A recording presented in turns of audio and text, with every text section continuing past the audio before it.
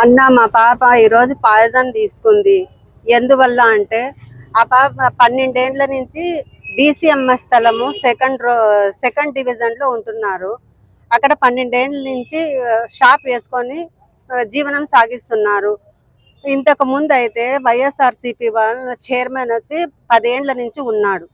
మా దగ్గర 25,000 రూపాయలు అమౌంట్ కూడా కట్టించుకున్నారు వాళ్ళు. ఒక నెల పెట్టుకొని తర్వాత ఇచ్చేసినారు. ఏం సార్ అంటే మేనేజర్ అన్నారు, తర్వాత మీకు రాసిచ్చినప్పుడు అందరికీ రాసిచ్చినప్పుడు మీకు రాసిస్తామమ్మా అని చెప్పినారు.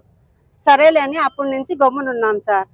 ఆ తర్వాత ఏం జరిగిందంటే ఇప్పుడు 2 ఏళ్ల నుంచి మన ప్రభుత్వం వచ్చింది కదా, ఏదో మనకు రాసిస్తారులే అని మేమైతే ఇచ్చేసినాము. అయినా ఇప్పుడు మాకు రాసివ్వడం లేదు. ఎందుకు అంటే ఆ పాప అయితే తిరగని చోటు అంటూ లేదు. ఎమ్మెల్యే సార్ నుంచి చైర్మన్, సిఐ ప్రతి ఒక్కరు అందరి దగ్గరికే వెళ్ళి అడిగింది ఆ పాప. ఆయన లోకేష్ దగ్గర కానీ పోయి వచ్చినారు. ఇక్కడికి కళ్యాణ దుర్గంకి ఫస్ట్ పోయి వచ్చినారు. పోయి వచ్చిన తర్వాత ఆ రాత్రే ఆ పాపకి ఆ సాయంత్రమే కొట్టినారు. ఎందుకు పోయి వచ్చినావు, ఎక్కడ పోయి వచ్చినారని అది జాఫరు రఘు అనే వ్యక్తి కొట్టినారు. ఆ కేసు తీసుకోమని సిఐ దగ్గరికి వెళ్తే సిఐ కేసు తీసుకోలేదు. ఆ తర్వాత 3 రోజులకి మళ్ళీ నైట్ రాత్రి 2 గంటలకు ఏమో తెలియదు మనకైతే, షాప్ లేకుండా చేసేసినారు. ఇప్పుడైతే ఆ పాపకి న్యాయం జరగల్లా. ఏమి అంటారేమో, ఆ పాపకి 3 పిల్లలు ఉన్నారు. అతను భర్తకి ఏమి తెలియదు. చిన్న పిల్లలకైతే ఆ పిల్లోడు బాగాలేదు, చెప్పకూడదు, ఆ పరిస్థితిలో ఉన్నారు.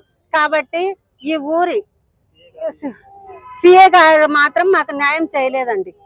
100% ఆ పాపకి న్యాయం చేయలేదు. ప్రతి ఒక్కరి చోటికి పోయి వచ్చినాము. ఇప్పుడు మేము ఎందుకు అప్పుడు రాసి లేదు అంటారేమో, మేము తెలుగుదేశం పార్టీ కాబట్టి అప్పుడు రాసి లేదు. ఇప్పుడు తెలుగుదేశం పార్టీ వచ్చి కూడా మాకు న్యాయం జరగడం లేదు. అయితే ఇప్పటికైతే ఆ పాపకి న్యాయం జరగాలని ఈ ఊరి అనంతపురం ప్రజలు పెద్ద మనుషులు అందరినీ కోరుకుంటున్నాను నేను. మెహతాజ్, గానిగా మెహతాజ్ పోలీస్ స్టేషన్ ఇప్పుడు కానీ రిక్వెస్ట్ చేస్తున్నాను నేను. ఎమ్మెల్యేకి, సిఐకి, చైర్మన్ కి, మేనేజర్ కి అందరికి రిక్వెస్ట్ చేస్తున్నాను ఆ పాపకి తగిన న్యాయం చేయాలని.